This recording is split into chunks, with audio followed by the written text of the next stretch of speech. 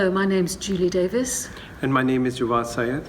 So we'd like to give you an overview of our paper in Gender, Work and Organisation that we've written with our co-author, Emily Yarrow, and it's called The Curious Underrepresentation of Women Impact Case Leaders, Can We Disengender Inequality Regimes? So how did this paper come about? The UK has been world leading in terms of providing a policy to assess the impact of research being produced at universities. In 2014, Research Excellence Framework, or REF, paid a special emphasis on the assessment of impact of research being produced with the help of some academic experts. So basically, the idea was that the research being produced at universities should not only be academically oriented, but should also be assessed in terms of its effects in terms of political, economic, legal, technological, environmental context. So our research question, as management, education and gender scholars, we were interested to what extent were women management scholars represented as impact case leaders in REF 2014. We analysed 410 impact cases available on the internet, and we also interviewed 12 women who were involved in REF 2014 impact case writing. And our findings were that only a quarter of all the cases for business and management studies were led by women management scholars, and of these 25%, just over half, 54%, were led by sole women, which suggests an impoverished model of knowledge production and impact case production. So why does this matter? Importantly, we show that universities, which are gendered workplaces, the new policy is also implemented in a gendered manner. So this means that women's research is not being equally valued, and unfortunately, at times their research is, and even their name and participation is used only for crafting purposes. There have been instances where women's research has been, if we use the term, misappropriated by certain male colleagues, and the order of authorship has also been affected. So whereas we were hoping, and the government and the policymakers were hoping, that the policy would be equally useful for men and women, the impact doesn't seem to be in this manner. So the impact of gender is about engaged scholarship, and we might imagine that this would play to women's strengths in terms of demonstrating the wider benefits of their research to society.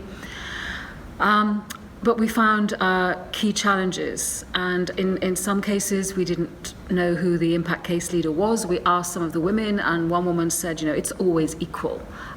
We're always equal leaders. In another case, a woman said, we didn't even discuss who led an impact case. And it was interesting in terms of Cambridge University, all the impact cases submitted for REF 2014 had the male author's surname in the title. So theoretically, we drew on Joan Acker's inequality regimes framework to make sense of our data.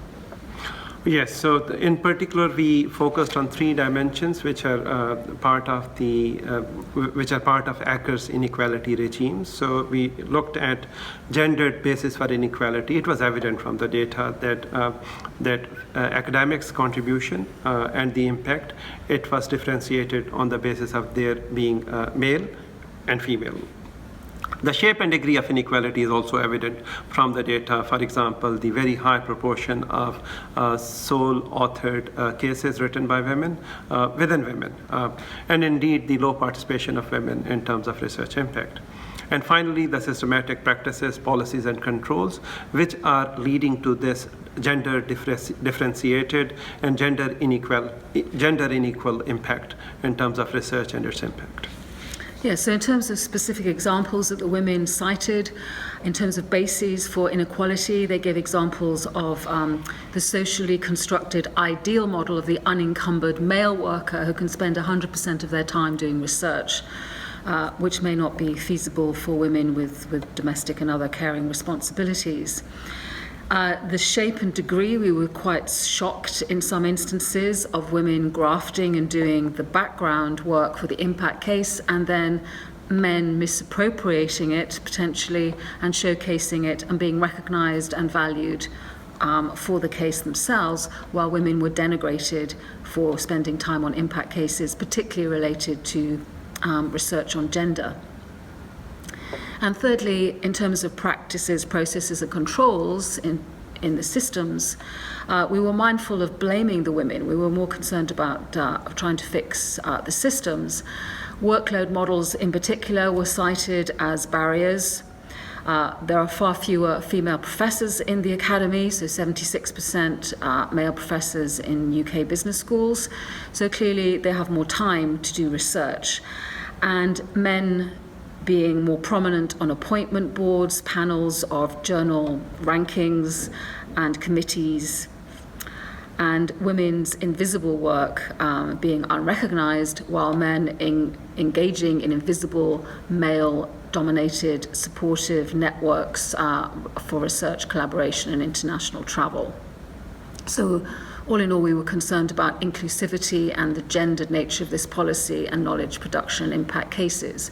And we produced a 6-step model to make sense of this, looking at socially constructed norms in society, national policy, gendering of the implementation of this policy, sectoral, cultural contexts and norms, institutional inequality regimes and structures. We also looked at the individual academics' behaviours, and we looked at the impact cases themselves.